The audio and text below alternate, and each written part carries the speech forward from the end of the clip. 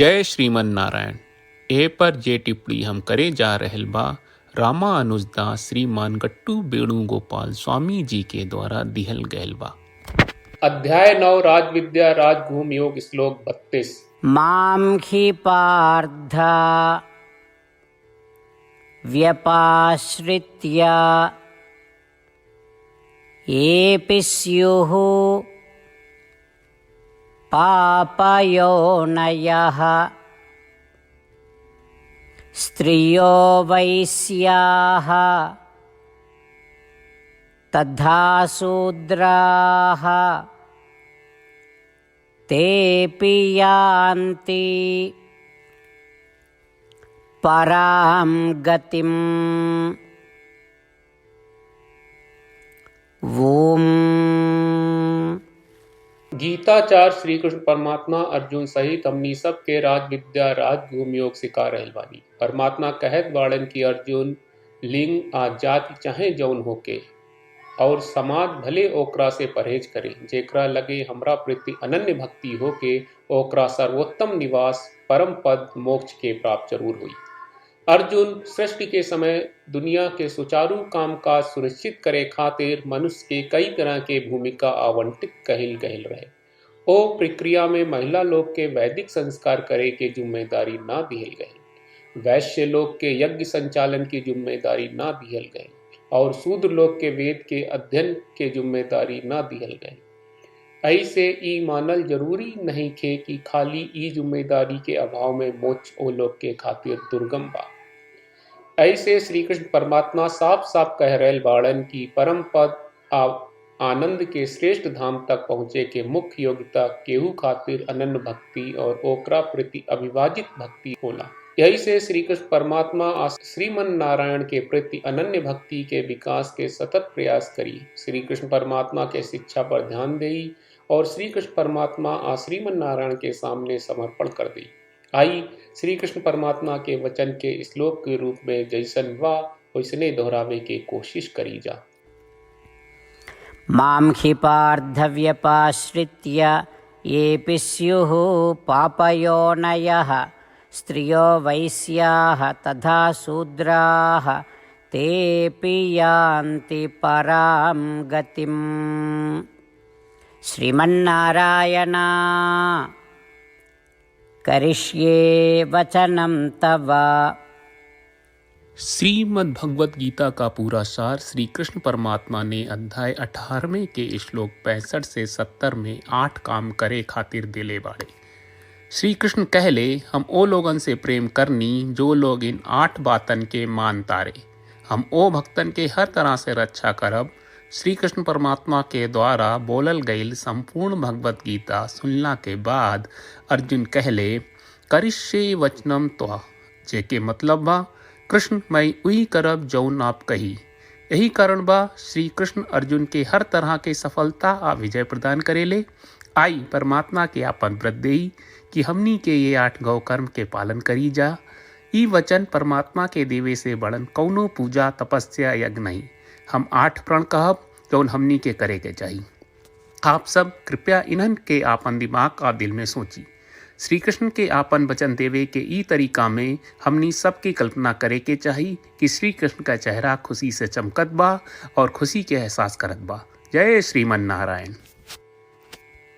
यहाँ हमनी के 8 वादा बा। हमनी के पहला वादा, हे श्रीमन नारायण आपका निर्देश के मुताबिक हम हमेशा तोहार ध्यान करब और तोहार बारे में सोचब। हमनी के दूसर वादा, हे श्रीमन नारायण आपका सलाह का अनुसार हम हमेशा आपका भक्त रहब। हमनी के तीसर वादा, हे श्रीमन नारायण हम आपन सब काम तोहरा सेवा के रूप में और तोहरा संतुष्टि खातिर करब। हमनी के चौथा वादा, हे श्रीमन नारायण जैस की आप माने के कहले रहलू हमरा बहुत विश्वास बा कि हम आपके होई और हम हमेशा आपन दोनों हाथ जोड़ के आपके नमस्कार करब और आपकी पूजा करब। हमनी के 5वां वादा, हे श्रीमन नारायण हमरा के तोरा बात माम एकम शरणम ब्रज 1866 याद कहले, जहाँ आप हमरा के आपन का अर्पित करे का कहा। श्रीमन नारायण मैं हमेशा तोहरे शरण में रहब। हमनी के 6वां वादा, हे श्रीमन नारायण, हमरा के तोहरा बात माँ सुचहा 1866 याद कहले कि आप हमनी के शोक ना करे का आश्वासन दे रहे बड़े, हम अब और शोक ना करब। हमनी के 7वां वादा, हे श्रीमन नारायण, आपने हमरा खातिर श्रीमद् भगवत गीता के वितरण करके हम सबके कृपा कहले और आशीर्वाद दहले बा। हम वादा करत बानी कि रोजाना कम से कम एक श्लोक पढ़ब या सुनब।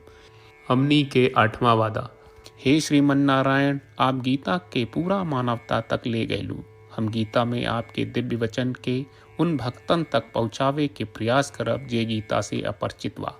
हे श्रीमन नारायण, हम उई करब जौन तू करे का कहब। हम ऐसन व्यवहार करब जैसन आप चाहत बानी और हम खाली आपका खातिर काम करब। श्रीमन नारायण के रोज आपन वचन देहल कि हम ओइस करब जैस आप कहत बानी, ई अपने आप में बड़न पूजा बा। श्रीमन नारायण, करशे वचनम त्वा। श्रीमन नारायण, हम तोरे निर्देश के मुताबिक काम करब। सर्वम श्री कृष्ण अर्पणम अस्तु। जय श्रीमन नारायण। मां हि पार्थ व्यपाश्रित्य येऽपि स्युः पापयोनयः स्त्रियो वैश्याः तथा शूद्राः तेऽपि यान्ति परां गतिम्। ॐ मां हि पार्थव्यपाश्रित्य येऽपि स्युः पापयोनयः स्त्रियो वैश्याः तथा शूद्राः तेऽपि यान्ति परां गतिम्। श्रीमन्नारायण, करिष्ये वचनं तव। जय श्रीमन नारायण।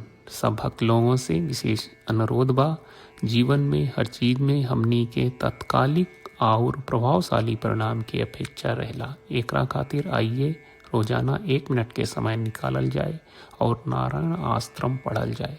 नारायण आश्रम प्राप्त करे खातिर नारायण आश्रम वेबसाइट पर जाई, जो www.narayanashram.org है, और पंजीकरण में आपन नाम और ईमेल दर्ज करी। आपके द्वारा प्रदान कईल गई ईमेल पर आपका एक नारायण आश्रम PDF प्राप्त हुई। PDF में एक रामायण श्लोक, एक गीता श्लोक और एक विष्णु नामम बा। ये तीनों के मिल के नारायण आश्रम कहल जाला। हर व्यक्ति के ये श्लोक के अलग अलग संयोजन मिलेला। जब हर कोई 24,000 भक्तन के साथ रोजाना आपन नारायण आश्रम पढ़त आ सुनत बा, ता हर दिन संपूर्ण रामायण का 1 दौर, श्रीमद् भगवत गीता पारायण के 33 दौर और श्री विष्णु सहस्त्रनाम स्तोत्र पारायण के 24 दौर प्रतिदिन पूरा होएला। ई एक बहुत ही उल्लेखनीय और विलक्षण परिणाम बा, जौन हर एक दिन ऐस करे से निकलेला। ई कारण बा कि आप और आपके परिवार के सदस्य तुरते जाके आपन नारायण आश्रम प्राप्त करी। जय श्रीमन नारायण।